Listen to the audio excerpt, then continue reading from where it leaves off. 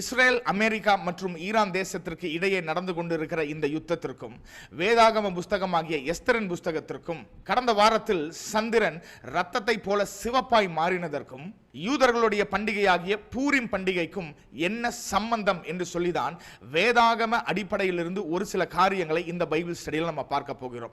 அநேக வேத வல்லுநர்களும் Bible researchers and scholars சொல்லுகிற காரியம் என்ன தெரியுமா? The history is repeating itself.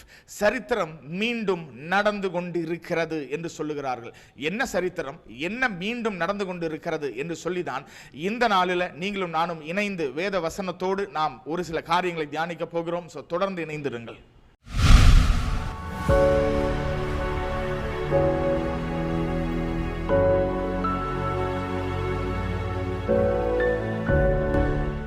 நம்ம எல்லாரும் அறிந்திருக்கிற பிரகாரம் மார்ச் 3ஆம் தேதி சந்திரன் இரத்தத்தை போல சிவப்பாய் மாறினது. இதுல என்ன பெரிய ஆச்சரியம்? இதுக்கு முன்பதாய் இந்த காரியத்தை அநேக தடவை நாங்க பார்த்திருக்கிறோம், நியூஸ்லயும் கேட்டிருக்கிறோமே என்று சொல்லலாம். ஆனால் 2025வது ஆண்டுல இந்த குறிப்பிட்ட பிளட் மூன் என்று சொல்லப்படுகிற இந்த காரியம் எந்த நாள் அன்றைக்கு நடந்தது என்று சொல்லி நம்ம கொஞ்சம் சரித்திரத்தை புரட்டி பார்த்தால் அது நமக்கு மிகுந்த ஆச்சரியத்தை உண்டாக்கும். அநேகர் ஒருவேளை சொல்லலாம், this is a natural phenomenon. சாதாரணமாய் இயற்கையாய் நடக்கக்கூடிய ஒரு காரியத்தை கிறிஸ்துவர்கள் ஏன் ஊதி ஊதி அதை பெரிய ஒரு காரியத்தை போல பேசிக் கொண்டிருக்கிறீர்கள் என்று. ஆனால் சந்திரன் இரத்தத்தை போல சிவப்பாய் மாறுவதற்கான காரணம் என்ன, அர்த்தம் என்ன என்று சொல்லி வேதத்தில் ஆண்டவராக தேவன் ஆதியாகமம் முதல் அதிகாரத்திலேயே அதற்கான பதிலை நமக்கு தெளிவாக எழுதி வைத்திருக்கிறார். வாசிக்கலாம் 14வது வசனம். பின்பு தேவன் பகலுக்கும் இரவுக்கும் வித்தியாசம் உண்டாகத்தக்கதாக வானம் என்கிற ஆகாய விருவிலே சுடர்களை உண்டாக கடவது, அவைகள் அடையாளங்களுக்காகவும் காலங்களையும் நாட்களையும் வருஷங்களையும் குறிக்கிறதற்காகவும் இருக்க கடவது என்றார். அப்போ ஆண்டவர் சூரியன், சந்திரன், நட்சத்திரங்களை படைத்ததற்கான காரணம் ஏதோ காலங்களை, நாட்களை, மாதங்களை காண்பிக்கும்படியாய் மாத்திரம் அல்ல. ஆண்டவரை நம்புகிற உங்களுக்கும் எனக்கும் அவைகள் அடையாளங்களாய் இருக்கிறது என்று சொல்லி வசனம் சொல்லுகிறது. அப்போ மற்றவர்கள் சொல்லலாம், this is a natural phenomenon, இதற்கு ஏன் இவ்வளவு பேசுறீங்க? இல்லை, ஆண்டவரை நம்புகிற, வேதத்தை நம்புகிற உங்களுக்கும் எனக்கும் இது ஒரு அடையாளம் என்பதை நாம் புரிந்து கொள்ள வேண்டும். அப்படி என்னையா அடையாளம்? அதை புரிந்து கொள்ள வேண்டும் என்றால் யோவேல் 2வது அதிகாரம் 31வது வசனத்தை வாசிக்க வேண்டும். கர்த்தருடைய பெரிதும் பயங்கரமுமான நாள் வரும் முன்னே சூரியன் இருளாகவும் சந்திரன் இரத்தமாகவும் மாறும். அப்ப சந்திரன் இரத்தத்தை போல சிவப்பாய் மாறுவது எதற்கு அடையாளமாய் இருக்கிறது என்றால் ஆண்டவருடைய பெரிதும் பயங்கரமுமான நாள் வெகு சீக்கிரத்தில் வரப்போகிறது என்பதற்கு அது அடையாளமாய் இருக்கிறது. இப்ப இன்ட்ரோடக்ஷன்ல இந்த 25வது ஆண்டுல இந்த பிளட் மூன் எந்த நாள் அன்றைக்கு நடக்கிறது என்பதை ரொம்ப முக்கியமா சொன்னமே, அது எந்த நாள் என்று சொல்லி நாம் புரிந்து கொள்ள வேண்டும் என்றால் எஸ்தரின் புஸ்தகத்தை கொஞ்சம் நாம் புரட்டி பார்க்க வேண்டும். எஸ்தரின் புஸ்தகத்தில் யூதர்கள் எல்லாரும் பெர்ஷியா என்கிற ஒரு தேசத்தில் வாழ்ந்து கொண்டிருக்கிறார்கள். அங்கே அவர்களுக்கு விடுதலை இல்லை, அங்கே அவர்கள் அடிமையை போல நடத்தப்படுகிறார்கள். அந்த காலகட்டத்தில் தான் ஹாமான் என்கிற ஒரு மனிதன் எழும்பி இந்த யூதர்களை நான் முற்றிலுமாய் அழிப்பேன், அவர்கள் இந்த தேசத்தில் இராதபடிக்கு அவர்களை முற்றிலுமாய் நான் கொன்று அவர்களை குவிப்பேன் என்று சொல்லி அவன் ஒரு திட்டத்தை போடுகிறான். ஆனால் நமக்கு எல்லாருக்கும் தெரியும் சரித்திரம் என்ன சொல்லுகிறது, இல்ல வேதம் நமக்கு மிக தெளிவாய் என்ன சொல்லுகிறது. அந்த ஹாமான் எந்த தூக்கு மேடையை அந்த மொர்தெகாய்க்காக அவன் உண்டு பண்ணினானோ அதே தூக்கு மேடையில் அந்த ஹாமான் தூக்கில் இடப்பட்டான். யூதர்கள் எல்லாரும் காப்பாற்றப்பட்டார்கள். இதுல இன்னொரு ஆச்சரியமான ஒரு காரியம் என்ன தெரியுமா?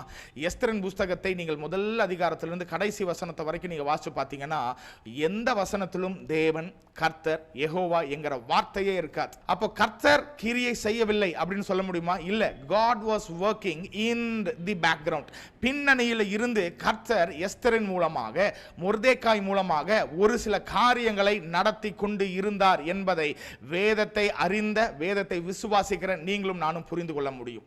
இப்போ இந்த ஹாமான் கொல்லப்பட்டு யூதர்கள் காப்பாற்றப்பட்டார்கள் அல்லவா, அந்த நாளை தான் யூதர்கள் அன்றைய நாளிலிருந்து இன்றைக்கு வரைக்கும் பூரிம் என்கிற ஒரு பண்டிகையாக அவர்கள் கொண்டாடி வருகிறார்கள். இப்ப 2025வது ஆண்டுல the blood moon, அதாவது சந்திரன் ரத்தத்தை போல சிவப்பாய் மாறின அந்த ஸ்பெசிபிக் டே எந்த நாள் தெரியுமா? மார்ச் 3ஆம் தேதி.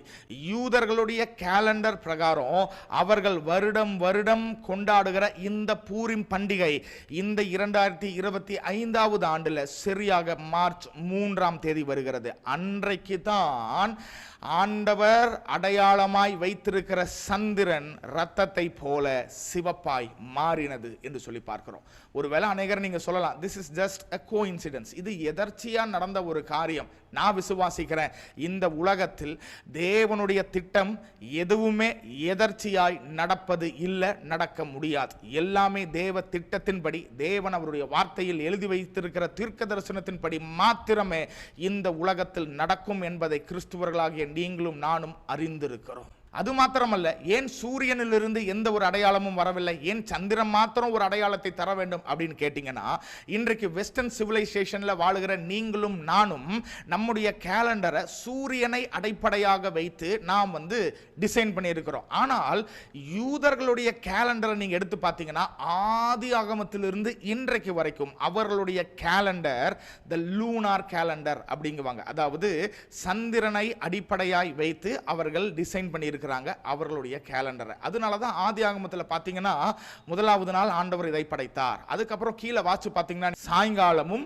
விடியற் காலமும் ஆகி, நியாயமா என்னன்னு இருந்திருக்கணும், காலையும் மாலையும் ஆகி அப்படிதானே இருந்திருக்கணும். ஆனா இங்க பார்த்தீங்கன்னா உல்டாவா தலையிலா இருக்கும், சாயங்காலமும் விடியற் காலமும் ஆகி. இரண்டாவது நாளுக்கும் அதான் இருக்கும், மூன்றாவது நாள் எல்லா நாளுக்கும் அதான் இருக்கும். ஏன்னா இந்த கேலண்டர் தேவனால் டிசைன் பண்ணப்பட்ட ஒரு calendar.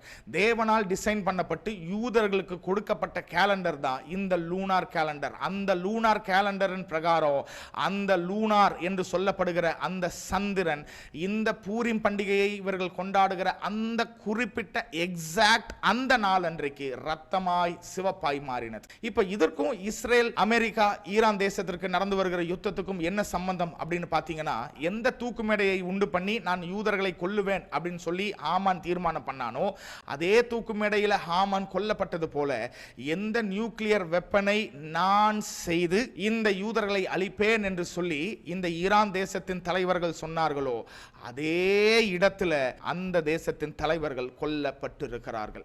The history is repeating itself. எஸ்தரின் புஸ்தகத்தில் நடந்தது போலவே இந்த 2025வது ஆண்டிலையும் ஈரான் என்று சொல்லப்படுகிற பழைய காலத்தில் பெர்ஷியா என்று சொல்லப்பட்ட இந்த தேசத்தில் நடந்து கொண்டு இருக்கிறது என்று அவர்கள் சொல்லுகிறார்கள். இந்த கனெக்ஷன்ஸ் எல்லாவற்றையும் நம்ம பார்த்தோம் அப்படின்னா, இதெல்லாம் பார்த்தா எதர்ச்சியா நடக்கிற மாதிரி தாங்க இருக்கு என்று சொல்லி ஒருவேளை நீங்க நினைச்சீங்கன்னா, no, everything is divine plan. எல்லாமே தேவனுடைய திட்டத்தின் பிரகாரம், அவர் முன் குறித்ததன் பிரகாரம் தான் காரியங்கள் நடந்து கொண்டு இருக்கிறது. History is indeed repeating itself.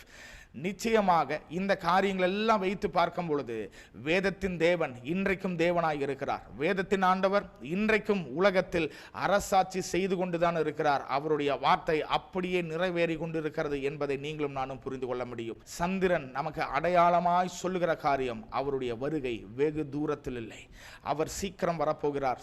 சபையே, நீங்களும் நானும் ஆயத்தமாகும்படியாக இன்னும் பரிசுத்தப்பட, கர்த்தருக்கு பிரியமில்லாத எல்லா காரியங்களை விட்டு இன்னும் அதிகமாய் ஜெபிக்கவும், இன்னும் அதிகமாய் வேதத்தை வாசிக்கவும், இன்னும் அதிகமாய் கர்த்தரிடத்தில் சேரவும் நீங்களும் நானும் அர்ப்பணிப்போம். கர்த்தர் நிச்சயமாய் அவருடைய வருகையில் உங்களையும் என்னையும் எடுத்துக்கொண்டு போவாராக.